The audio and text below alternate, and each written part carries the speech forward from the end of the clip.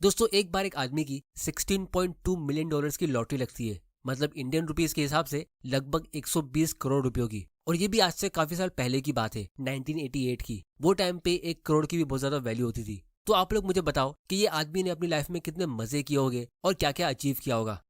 आप लोगों को मैं इसका आंसर देता हूँ। जैसे ही इसकी लॉटरी लगी तो इसके कुछ रिश्तेदारों ने इससे पैसे मांगे। जब इसने नहीं दिए तो उन्होंने इसे मारने की कोशिश की, लेकिन ये आदमी किसी तरह बच गया। फिर कुछ टाइम बाद इसकी वाइफ इससे डाइवोर्स करके अलग हो गई और इसकी वेल्थ का एक बड़ा हिस्सा लेके चली गई। और इसी तरह इसने अपनी पूरी लाइफ में टोटल 7 बार शादी की, क्योंकि पहले वाली 6 वाइफ उससे डाइवोर्स लेके अलग हो चुकी थी। फिर उसने अपने कुछ फ्रेंड्स के साथ मिलकर अलग अलग बिजनेस स्टार्ट किए, जो सब फेल हो गए क्योंकि उसके पास बिजनेस चलाने का कोई स्किल नहीं था। और फिर उसने कुछ नए पुराने बिजनेस में इन्वेस्ट करना शुरू किया, लेकिन वो भी पूरी तरह फ्लॉप हो गए क्योंकि उसके पास अच्छे बिजनेस को आइडेंटिफाई करने का स्किल नहीं था और पैसे कहाँ रखने इसकी भी समझ नहीं थी। और फिर उसने अपने आखिरी के बचे हुए पैसों को बैंक्स के सेविंग्स अकाउंट में और एफडीज में सेव करना शुरू किया, लेकिन वो भी वक्त के साथ धीरे धीरे करके खत्म होने लगे। और फाइनली जब इस आदमी की डेथ हुई तब ये 1 मिलियन यूएस डॉलर के कर्जे में था और वो अपनी लाइफ के आखिरी साल $450 की मंथली सैलरी पे गुजारा कर रहा था।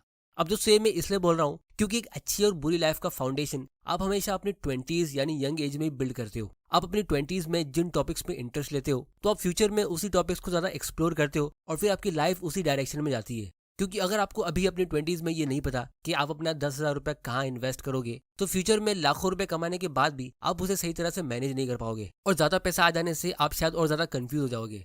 तो आज के वीडियो में मैं आप लोगों के साथ कुछ बहुत ही इंपॉर्टेंट लेसन शेयर करने वाला हूँ, जिससे आप सिर्फ फाइनेंशियली नहीं बल्कि ओवरऑल एक बहुत ही सक्सेसफुल और हैप्पी लाइफ जी सकते हो। तो ये वीडियो आप सभी के लिए काफी ज्यादा वैल्यूबल होने वाला है, इस बात की मेरी गारंटी है। तो इस वीडियो को एंड तक जरूर देखना, क्योंकि इस वीडियो के बाद आपको अपनी इन्वेस्टिंग की स्ट्रेटेजी को लेके जरा भी डाउट नहीं होगा। तो बिना वक्त बर्बाद किए हम शुरू करते हैं। तो सबसे पहले एक सिंपल स्टोरी की हेल्प से मैं आप लोगों को इन्वेस्टिंग का एक बहुत ही इंपॉर्टेंट लेसन बताने जा रहा हूँ, जो शायद आपकी इन्वेस्टिंग की जर्नी में सबसे इंपॉर्टेंट लेसन हो सकता है। क्योंकि यहाँ पे हम 3 दोस्तों का एग्जाम्पल लेंगे जो एक दूसरे के अच्छे फ्रेंड है, जो तीनों 20 साल के हैं। और क्योंकि इनकी एक अच्छी जॉब लग गई है तो इसीलिए इन्होंने हर महीने 10,000 रुपये इन्वेस्ट करने का प्लान किया। अब दोस्तों ये 10,000 रुपीज मंथली एक सिंपल नंबर है, इसीलिए मैंने इसे चूज किया है। क्योंकि हो सकता है कि आप एक्चुअली में हर महीने 10,000 से ज्यादा इन्वेस्ट करोगे या उससे कम, लेकिन एक्चुअली में आपको फोकस इस कॉन्सेप्ट पे करना है जो इस वीडियो के जरिए मैं आप लोगों के साथ शेयर करने वाला हूँ। क्योंकि यहाँ पे ये तीनों फ्रेंड्स सेम अमाउंट इन्वेस्ट करेंगे, लेकिन अलग अलग स्ट्रेटेजी से, तो इससे हमारा कंपैरिजन काफी इजी हो जाएगा। और फिर हम इन्फ्लेशन यानी महंगाई को भी एडजस्ट करेंगे ताकि हमारा एनालिसिस काफी अच्छा होगा। तो सबसे पहला फ्रेंड है सनी।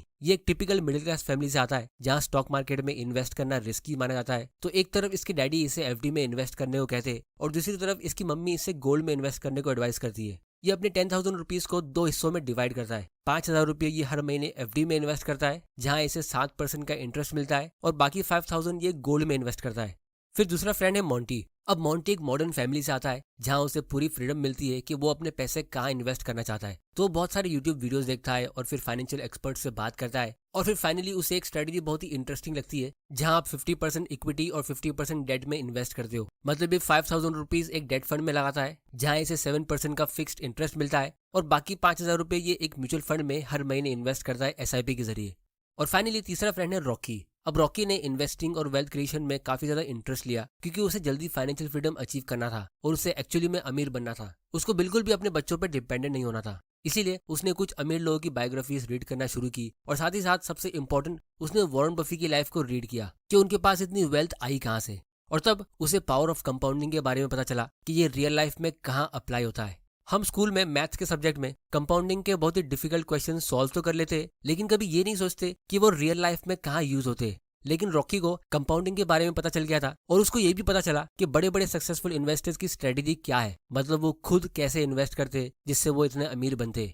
तो इसीलिए उसने ये डिसाइड किया कि वो अपने पूरे 10,000 रुपीज स्टॉक मार्केट में ही इन्वेस्ट करेगा। तो सबसे पहले उसने एक इमरजेंसी फंड साइड में निकाल के रख दिया, और उसके बाद उसने ये डिसाइड किया कि वो कोई भी दूसरी फैंसी इन्वेस्टमेंट स्ट्रेटेजीज फॉलो नहीं करेगा, जैसे उसके दूसरे फ्रेंड्स कर रहे हैं, आधे यहाँ आधे वहाँ। वो सिर्फ और सिर्फ एक SIP सेट करता है 10,000 रुपीज की इंडेक्स फंड में। तो शुरुआत वो इंडेक्स फंड से करता है, और फिर वो अपनी स्टॉक मार्केट की नॉलेज को इम्प्रूव करता है। तो ना वो गोल्ड में इन्वेस्ट करता है, ना कोई FD में, ना कोई दूसरी पेंशन स्कीम में जैसे PPF, NPF एक्सेट्रा एक्सेट्रा, और ना ही वो कोई बेस्ट म्यूचुअल फंड ढूंढने के लिए अपना टाइम वेस्ट करता है। क्योंकि उसकी इतनी रिसर्च में उसने कोई भी ऐसा रिच इन्वेस्टर नहीं देखा जो इन सब जगह पे इन्वेस्ट करता हो। तो उसने कम्प्लीटली कॉन्सेंट्रेट किया अपनी स्टॉक मार्केट की नॉलेज को ग्रो करने पे। तो बेसिकली ये तीनों फ्रेंड्स 20 साल की उम्र से 50 साल की उम्र तक सेम अमाउंट इन्वेस्ट करते, जो होता है 10,000 रुपीज मंथली। तो 30 साल के पीरियड में ये 36 लाख रुपीज का इन्वेस्टमेंट होता है। अब हम फास्ट फॉरवर्ड करते और ये देखते कि इन तीनों को अपने अपने इन्वेस्टमेंट पे कितना प्रॉफिट मिला। तो काफी सालों बाद रॉकी अपने दोस्तों को अपने घर पे बुलाता है एक पार्टी पे। तो जब सनी और मोंटी रॉकी के घर पे आते तो उनके होश उड़ जाते। वो देखते कि रॉकी एक बहुत ही बढ़िया से बंगले में रह रहा है, उसके पास बहुत सारी लग्जरी कार्स है और वो दिखने में काफी फिट भी लग रहा है। तो ये सब देख के वो लोग काफी शॉक हो जाते, क्योंकि जहां तक उनकी नॉलेज थी रॉकी भी उनकी तरह एक जॉब कर रहा था और उसकी सैलरी भी सेम उनके जितनी ही थी। तो इसका रीजन ये है कि सनी ने जो 5,000 रुपीज मंथली एफडी में इन्वेस्ट किए थे, तो वो एक साल का होता है 60,000 रुपीज और 30 साल का होता है 18 लाख, जो 7% के रेट से ग्रो होके 61 लाख का हो जाता है। और उसका दूसरा 5,000 रुपीज का मंथली इन्वेस्टमेंट जो उसने गोल्ड में किया था, उससे उसको 8% का कंपाउंडेड रिटर्न मिला, क्योंकि इंडिया में गोल्ड का लॉन्ग टर्म रिटर्न पिछले 30-40 सालों में इतना ही रहा है। तो उसका वो 18 लाख का गोल्ड का इन्वेस्टमेंट अब 74 लाख में ग्रो हो जाता है। यानी वो टोटल 30 साल के पीरियड में 36 लाख रुपीस इन्वेस्ट करता है और उसके टोटल पोर्टफोलियो की वैल्यू होती है 1.35 करोड़।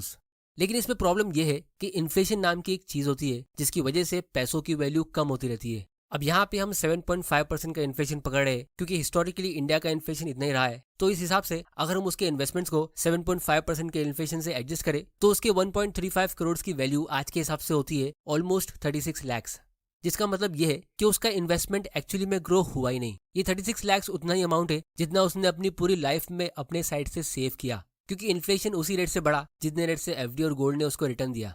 तो इस अमाउंट से उसका अमीर बनना तो दूर, वो एक बेसिक इनकम से रिटायर भी नहीं हो सकता। तो यही वो रीजन है जिसकी वजह से पूरे इंडिया के मिडिल क्लास लोग जो इतने सारे बैंक्स में पैसे सेव कर रहे हैं अलग अलग एफडी के जरिए, वो अमीर बन ही नहीं रहे, क्योंकि एफडी सेविंग्स होती है, इन्वेस्टमेंट नहीं। अब हम बात करते हैं दूसरे फ्रेंड की, जो है मोंटी। अब मोंटी ने अपने इन्वेस्टमेंट्स दो जगह पे डिवाइड किए थे फाइनेंशियल एक्सपर्ट्स की एडवाइस से। तो जो 5,000 रुपीज वो डेट फंड्स में इन्वेस्ट करता है, उसकी वैल्यू 30 साल बाद 61 लाख की होती है। लेकिन जो दूसरा 5,000 रुपीज वो मंथली इन्वेस्ट कर रहा था, वो उसने इक्विटी में इन्वेस्ट किया था, मतलब एक म्यूचुअल फंड में, जहां से उसे 14% का रिटर्न मिला। क्योंकि सेंसेक्स पिछले 30-40 सालों से ऑन एन एवरेज 15% के रेट से ग्रो हुआ है, तो हम ये अज्यूम कर रहे हैं कि उसने 1% का एक्सपेंस रेशियो पे किया जो म्यूचुअल फंड कंपनी चार्ज करती है। तो 14% के रेट के हिसाब से उसके वो दूसरे 5,000 मंथली की एसआईपी की वैल्यू होती है 2.4 करोड़ की। मतलब उसका टोटल 10,000 रुपीज का मंथली इन्वेस्टमेंट 30 साल में एग्जैक्ट 3 करोड़ का होता है। 2 करोड़ 40 लाख इक्विटी से और 60 लाख डेट से।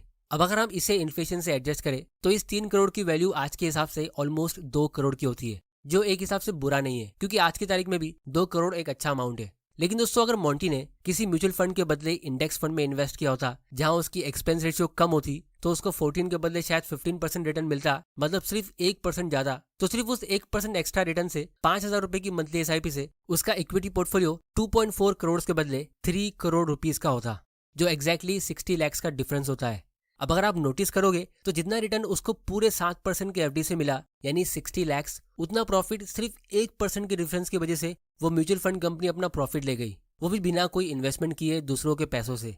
अब हम बात करते हैं तीसरे फ्रेंड की, जिसने अपना पूरा पैसा इक्विटी में इन्वेस्ट किया था। तो रॉकी के 10,000 रुपए की एसआईपी की वैल्यू 15% के रेट से 30 साल में एग्जैक्ट 6 करोड़ की होती है, और इन्फ्लेशन को एडजस्ट करके इसकी वैल्यू ऑलमोस्ट 5 करोड़ की होती है। और ये भी एक बढ़िया अमाउंट है, क्योंकि आज की तारीख में आप 5 करोड़ से बहुत कुछ खरीद सकते हो। लेकिन एक्चुअली में रॉकी ने इंडेक्स फंड के बदले एक स्टॉक पोर्टफोलियो बनाया था, जिसके बारे में वो हमेशा सीखते रहता था, जिसकी वजह से उसका पोर्टफोलियो 20% के रेट से ग्रो हुआ। मतलब हम वही 10,000 रुपीज का मंथली इन्वेस्टमेंट अज्यूम कर रहे हैं जो बाकी फ्रेंड ने किया, लेकिन यहाँ पे रॉकी का पोर्टफोलियो 20% के रेट से 17 करोड़ का हो जाता है। अब जिन लोगों को लगता है कि स्टॉक मार्केट से 20% का रिटर्न कमाना बहुत मुश्किल है या ऐसा कुछ, तो मैं आप लोगों को एक सिंपल कंपनी का एग्जांपल देता हूँ। अब ये एक स्टॉक रिकमेंडेशन नहीं है, ये सिर्फ एजुकेशनल पर्पस के लिए, जिससे आपको एक आइडिया मिलेगा कि हमारे इंडिया में ऐसी बहुत सारी कंपनीज है। जैसे अगर आप डाबर कंपनी का पिछले 20, 30, 40 सालों का रिटर्न देखोगे तो ये स्टॉक कंसिस्टेंटली 20-22% के रेट से ग्रो होता आ रहा है। मतलब इतना कंसिस्टेंट तो इंडिया में एफडी की इंटरेस्ट रेट्स भी नहीं है, क्योंकि एफडी की इंटरेस्ट रेट्स भी लॉन्ग टर्म में बहुत ज्यादा फ्लक्चुएट होते रहते हैं। जैसा आप इस चार्ट में देख सकते हो, 2 साल पहले ही एफडी के रेट्स कितने कम थे और अब ये कितने इंक्रीज हो गए, लेकिन फ्यूचर में ये फिर से कम ज्यादा होते रहेंगे। लेकिन ये स्टॉक कंसिस्टेंटली 20-22% के रेट से पिछले 20-30 सालों से ग्रो होता आ रहा है। तो अगर हम इस 17 करोड़ को इन्फ्लेशन से एडजस्ट करेंगे तो ये आज के हिसाब से 16 करोड़ रुपीस होते हैं, जो एक बहुत ही बढ़िया अमाउंट है। और सबसे इंटरेस्टिंग बात यह है कि रॉकी को उसके पोर्टफोलियो को सेल नहीं करना पड़ता है, क्योंकि डायरेक्ट स्टॉक इन्वेस्टिंग से आपको डिविडेंड मिलता है। तो अगर हम सिर्फ 1% का डिविडेंड यील्ड अज्यूम करते तो ये 16 लाख रुपीस का ईयरली इनकम हुआ, जो उसे घर बैठे बैठे मिलता है। और ये डिविडेंड ऐसा नहीं है कि उसको अभी रिटायर होने पे मिलता है, ये उसको हर साल मिल रहा होता है इन्वेस्टमेंट करने के पहले साल से ही। और इसीलिए वो सारी लग्जरियस चीजें जैसे महंगी कार्स, वर्ल्ड टूर्स और घर का डेकोरेशन, ये सब वो इसी डिविडेंड से बाय कर रहा था। तो ये होता है अल्टीमेट फाइनेंशियल फ्रीडम। और जैसे जैसे उसको डिविडेंड मिल रहा था वो अपने घर को कभी रिनोवेट करवाता या पैसे जमा करके अच्छी कार खरीदता या घूमने जाता।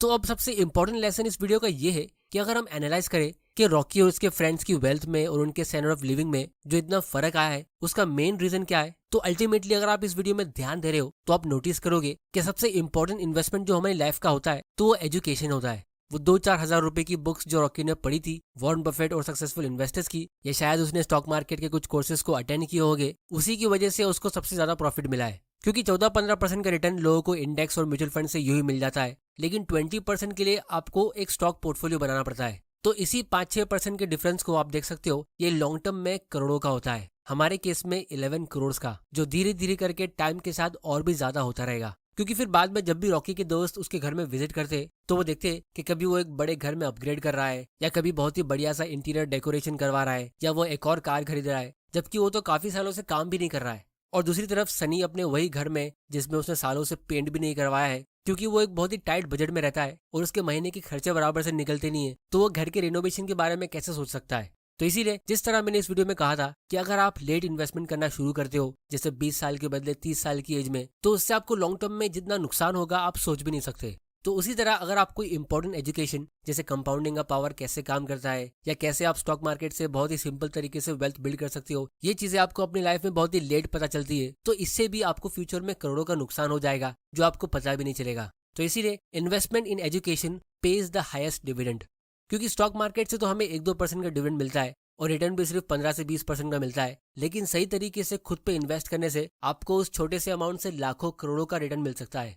तो इसीलिए अगर मैं अपनी लाइफ को जीरो से स्टार्ट करता तो मैं अपना सबसे पहला 10,000 रुपीज बुक्स और कोर्सेज में इन्वेस्ट करता।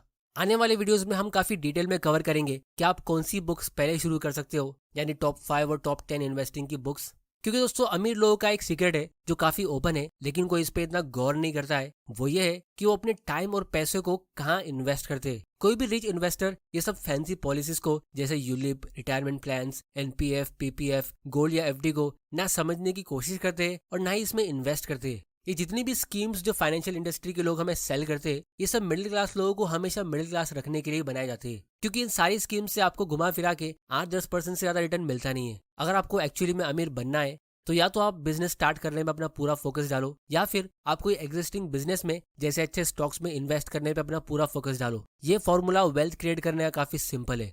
अब दोस्तों आप लोगों को मैं एक बोनस टिप देता हूँ कि आपको पैसों के साथ अपने माइंड, अपनी हेल्थ, अपने रिलेशनशिप और अपनी कम्युनिटी पे भी इन्वेस्ट करते रहना चाहिए यंग एज से ही। क्योंकि जब आप फाइनेंशियली फ्री हो जाओगे तो आपको पता चलेगा कि लाइफ की 3 सबसे बड़ी चीजें, a calm mind, a fit body and a house full of love, ये तीनों चीजें पैसों से खरीदी नहीं जा सकती, चाहे आपके पास कितने भी पैसे हो। जैसे हमने वीडियो के स्टार्ट में देखा विलियम की रियल लाइफ स्टोरी से कि ज्यादा पैसा आ जाने से उसकी ये तीनों प्रॉब्लम और ज्यादा बढ़ गई थी। वो ज्यादा डिप्रेस और डर डर के रहता था, उसकी हेल्थ ज्यादा खराब होने लगी और उसका 6 बार डाइवोर्स हुआ। तो ये डेफिनेटली एक अच्छी लाइफ का एग्जाम्पल नहीं है। तो इसीलिए जो हैबिट्स और हॉबीज आप यंग एज में सेट करते हो उसी को आप ओल्ड एज तक लेके जाते हो। तो इसीलिए आपकी कम से कम 3 हॉबीज होनी चाहिए। एक जो आपको मेंटली फिट और क्रिएटिव रखे, दूसरी जो आपको हेल्थी रखे, और तीसरी जो आपको हैप्पी रखे। जैसे पर्सनली मुझे बुक्स रीड करना पसंद है तो मैं इन्वेस्टिंग, साइकोलॉजी, हिस्ट्री, बायोग्राफीज और बहुत सारी कैटेगरीज की बुक्स रीड करता हूँ, जिससे मैं मेंटली फिट भी रहता हूँ और ग्रो भी होता रहता हूँ। और दूसरी हॉबी जो मैंने रिसेंटली स्टार्ट की है 1 साल पहले 2022 के जनवरी में,